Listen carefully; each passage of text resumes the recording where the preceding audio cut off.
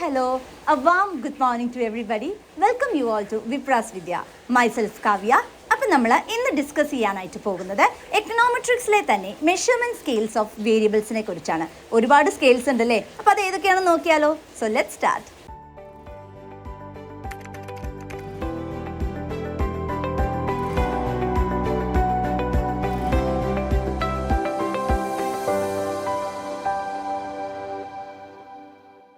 So we'll start. Basically, we are having 4 measurement scales of variables. നമുക്ക് 4 measurement scales ആണ് ഉള്ളത്. First one is the ratio scale. First one is the ratio scale. എന്താണ് ratio scale എന്ന് പറഞ്ഞാൽ?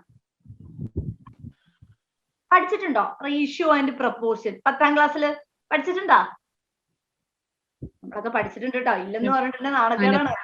10th ക്ലാസ്സിൽ ഞാൻ തോന്നുന്നു. Ratio scale. അപ്പൊ എന്തായിരിക്കും ഈ റേഷ്യോ സ്കെയിൽ എന്ന് പറഞ്ഞിട്ടുണ്ടെങ്കിൽ? What do you mean by ratio? രണ്ട് വേരിയബിൾസ് ഉണ്ട്. ഞാൻ ക്ലൂ തരാം. നമുക്ക് രണ്ട് കമ്പയർ ചെയ്യാം.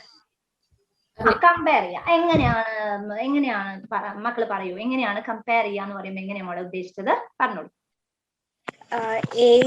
എയിലുണ്ടാകുന്ന ചേഞ്ച് ബി എങ്ങനെ അഫക്ട് ചെയ്യുന്നു? എത്ര ശതമാനം? അങ്ങനെയല്ല അല്ലെ, ഒരു റേഷ്യോ പ്രൊപ്പോർഷന്റെ ബേസിസിൽ എ ഈസ് ടു ബി. നമ്മൾ കേക്ക് ഒക്കെയാണ് പഠിച്ചിരിക്കുന്നത്. 4 പീസുള്ള കേക്കിൽ 2 എണ്ണം കട്ട് ചെയ്താൽ എത്ര ബാക്കി? 2/4 എന്നൊക്കെ പറഞ്ഞ് പഠിച്ചിട്ടില്ലേ 10th ക്ലാസ്സിൽ? പഠിച്ചിട്ടില്ലേ? അതേ സംഭവം തന്നെയാണ് ഇവിടെയും വരുന്നത്. ഇവിടെ എന്താ വരുന്നത്? നമുക്ക് 2 വേരിയബിൾസ് ഉണ്ടെന്ന് വിചാരിക്കുക. എന്താ ഈ വേരിയബിൾസ്?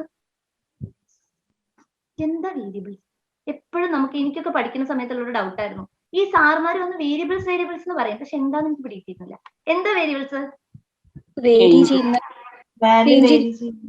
വാല്യൂ വേരി ചെയ്യുന്ന സംഭവങ്ങളെ വേരിയബിൾസ് എന്ന് പറയും. ശരി, അങ്ങനെയാണ്. എത്ര വേരിയബിൾസ് ഉണ്ട്? എത്ര ടൈപ്പ് ഓഫ് വേരിയബിൾസ്? എത്ര? 2 types. ഓക്കെ, ഏതൊക്കെയാണ്? കണ്ടിന്യൂസ് ആണ്, ഡിസ്ക്രീറ്റ് വേരിയബിൾസ്. ഏതൊക്കെയാണ്? Continuous, discrete and continuous variables. IV and DV കേട്ടിട്ടുണ്ടോ? കണ്ടിന്യൂസ് വരും.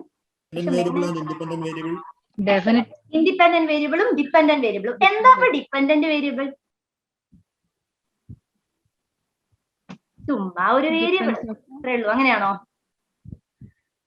എന്താ ഡിപെൻഡന്റ് വേരിയബിൾ? ശരി, ഞാൻ ചോദിക്കാം നിങ്ങളോട്. Quantity demanded is a function of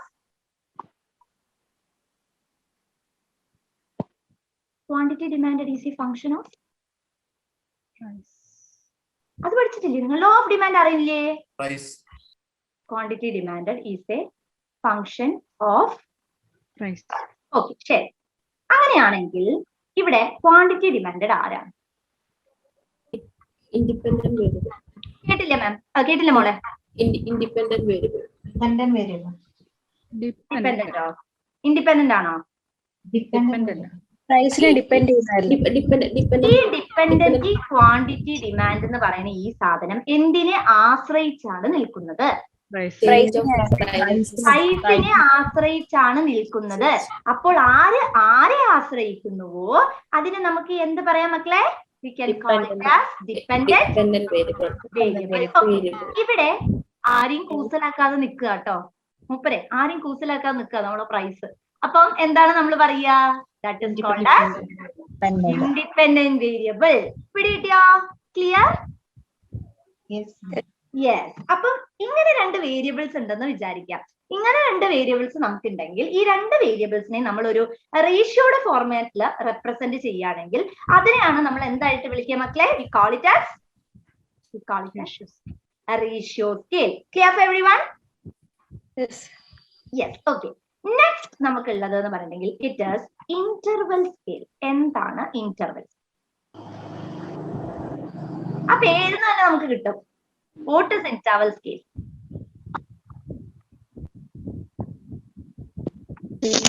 Period of time.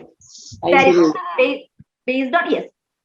ഒന്നെങ്കിൽ നമുക്ക് ഒരു പീരീഡ് ഓഫ് ടൈം ആണെന്ന് പറയാം, അല്ലെങ്കിൽ നമുക്ക് എന്ത് പറയാം, ഒരു ഇന്റർവെലിന്റെ ബേസിസിൽ ഇത്ര മുതൽ ഇത്ര വരെ അല്ലെങ്കിൽ അത്ര മുതൽ ഇത്ര വരെ എന്ന് നമ്മൾ ഒരു പീരീഡിന്റെ ബേസിസിൽ പറയുകയാണെങ്കിൽ ഇപ്പൊ 2019 മുതൽ 2022 വരെ 8 മണി മുതൽ 9 മണി വരെ എന്നൊക്കെ പറഞ്ഞ് നമ്മൾ പറയില്ലേ, അതെല്ലാം എന്താണ്? It is based on certain intervals. interval. So if variables are represented on the basis of interval, we call it as Interval scale. excellent interval scale എന്ന് നമ്മൾ വിളിക്കും. Okay, I hope this is clear. എല്ലാവർക്കും clear ആണോ മക്കളെ? Clear for everyone? Yes, yes. Next is ordinal scale. എന്തായിരിക്കും ordinal scale?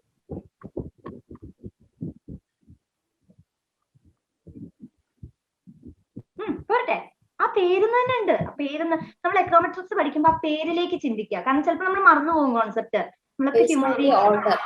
Very good. Based on order. ഒരു ഹൈറ്റിന്റെ ഹൈറ്റിന്റെ ബേസിസിലോ അല്ലെങ്കിൽ വേറെ എന്തെങ്കിലും ഒരു ക്രൈറ്റീരിയന്റെ ബേസിസില് നമ്മളൊരു ഓർഡറിന്റെ ബേസിസിൽ അപ്പർ മിഡിൽ ലോവർ അപ്പൊ അങ്ങനെയൊക്കെ ഉള്ള ഒരു ബേസിസില് നമ്മൾ എന്ത് ചെയ്യാണ്, ഒരു റാങ്കിങ് പ്രോസസ്സിലേക്ക് നമ്മൾ പോവുകയാണെങ്കിൽ അതിനെ നമ്മൾ വിളിക്കുന്ന പേരാണ് Ordinal scale. ഓർഡിനൽ സ്കെയിൽ എന്ന് പറയുന്നത്. Next nominal scale. എന്താണ് നോമിനൽ? ആ പേരിന്ന് നിങ്ങൾക്ക് എന്താണ് കണക്ട് ചെയ്യാൻ പറ്റുന്നത്? Nominal cannot be arranged in order. Nominal ആണ്. Nominal Cannot be arranged in order. Arranged in order എന്ന് പറഞ്ഞാൽ എന്ത് അറേഞ്ച്ഡ് ഇൻ ഓർഡർ? എന്താ അറേഞ്ച്ഡ് ഇൻ ഓർഡർ മക്കളെ? ഒരു ഓർഡറിലും അറേഞ്ച് ചെയ്യാൻ പറ്റാത്ത ടൈപ്പ് ഓഫ് വേരിയബിൾസിനാണ് നമുക്ക്